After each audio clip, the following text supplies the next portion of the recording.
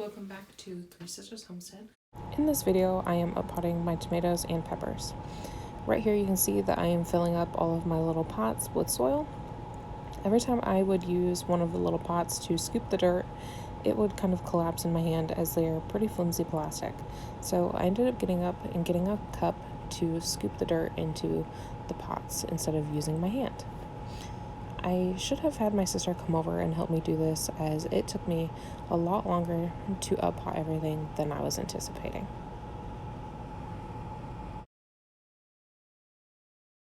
As you just saw, I just did a little time lapse of uppotting some of our little tomato seedlings from this 72 count cell tray here. So that's all we're going to be doing today, and I'm just going to get the rest of my little cups filled up with dirt. I'm not sure how far I'm going to make it on this tray tonight. This might be over the course of the next 2 days. It is pretty late. It's about 9 o'clock right now. So I did work today. I might get kind of tired and just decide to finish this up tomorrow. We will just see how I'm feeling once I get probably about halfway done, and I might go to bed and pick this back up tomorrow.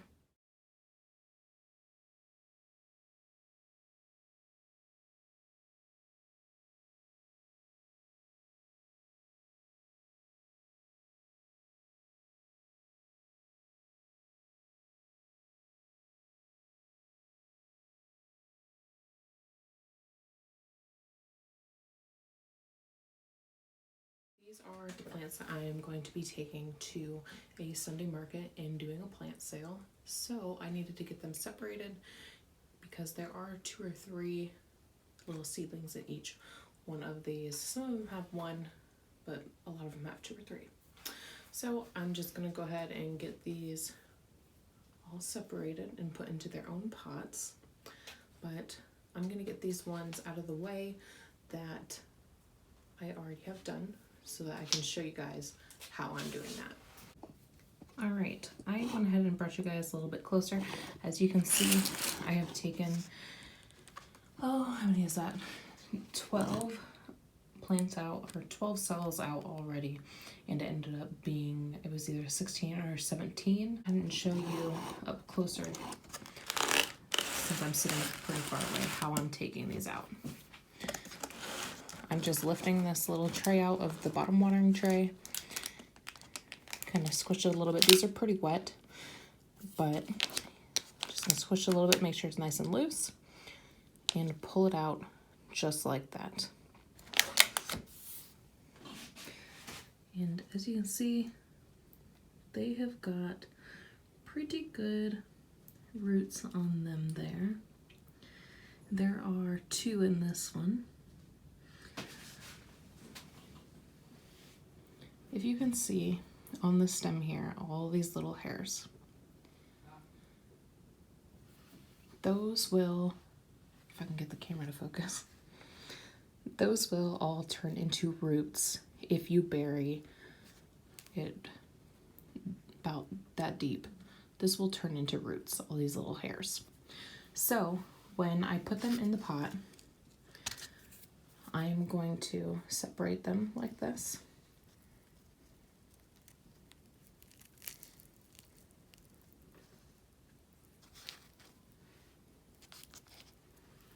Then I'm going to make a hole, and I'm going to bury them up to this little, well, this one's only got 1 on there because the other one just fell off, but I'm going to bury them up to these little these seedling leaves.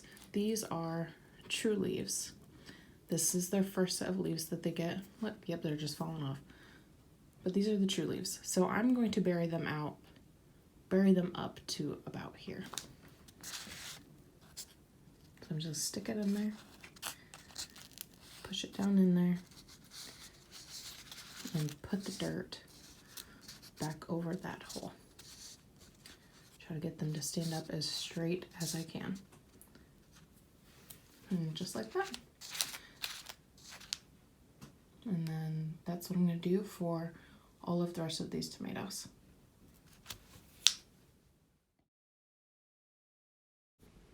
So, right here, if you see me making a stink face, I heard cats outside fighting, and I wasn't sure if it was our cat Sammy outside getting her butt whooped, or if she was whooping someone's butt, what was going on, but it was really loud.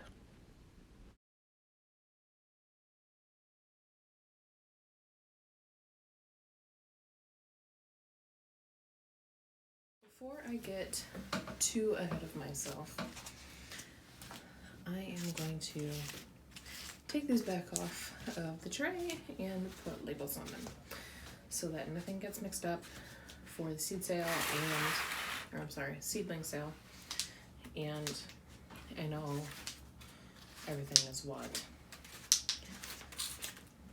because I don't want to sell somebody something and accidentally give them the wrong thing. But while I do this, just wanted to go ahead and talk to you guys. This is actually only my third consecutive year of having my own garden. When I was a kid growing up, my parents did have a garden every once in a while, but they didn't have it pretty regularly. And it was always something I wanted to do. We had chickens when I was a kid. My mom wanted goats, but we never got goats because we ended up moving onto a rental property when they got rid of their home.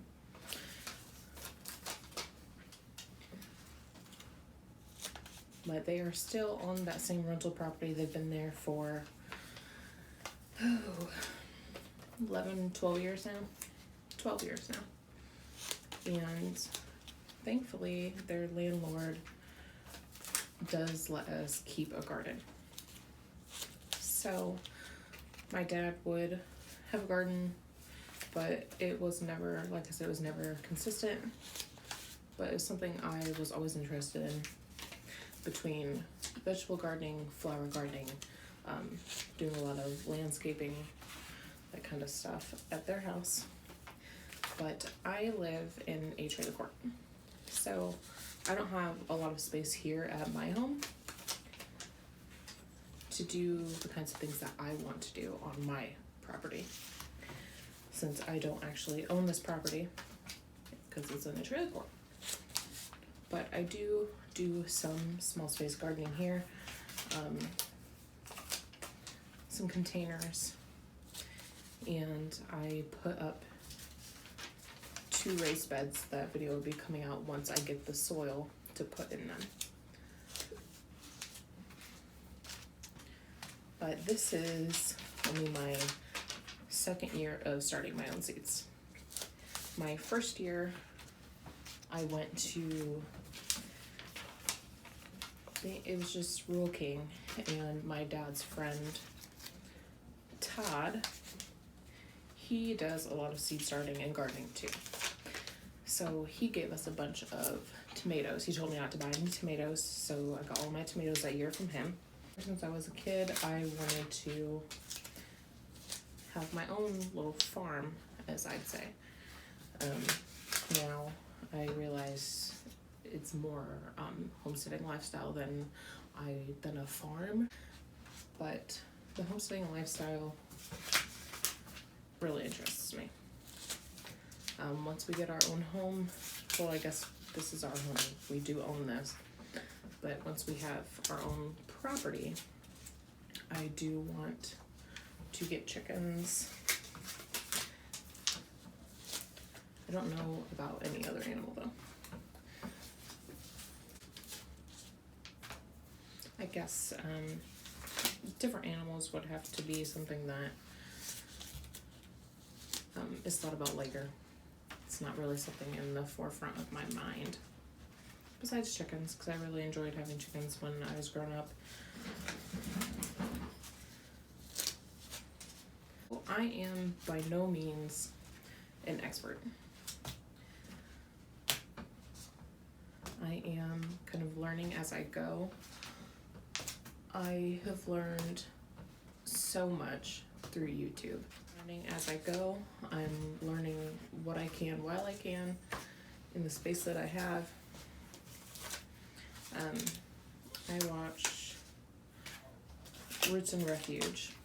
They were one of the first people that I found on YouTube that I really enjoyed to watch, and people that I really learned a lot from. And I had made the decision that I was going to learn what I could before I have my own land.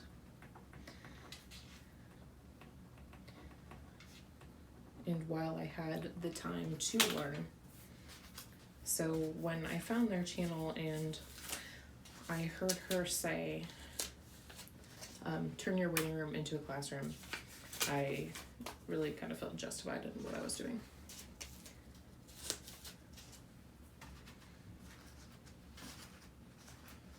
Felt seen, felt heard, I guess. I got those all filled up and potted and labeled. Those are going to go on the shelf. So I got the rest of cups filled up, ready to go. I am going to do the tomatoes, and we'll see how I feel when I get those done, if I'm going to do the peppers tonight or if I'm going to do the peppers tomorrow. But I wanted to show you guys, this is the potting mix that I've been using for my up potting.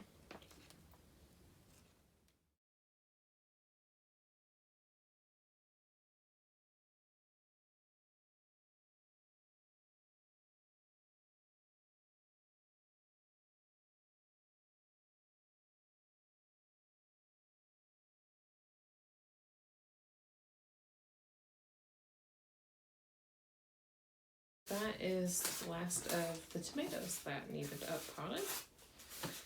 Alright, and that is it. I have maybe about 4 or 5 more cups of this worth of potting soil left. So I am going to go ahead and call it a night. I still have these peppers to do, but I'll get to those tomorrow. So can call a night, and I will see you guys tomorrow. The next day I got all of my little pots filled up here, and we're just going to go ahead and get these peppers potted up.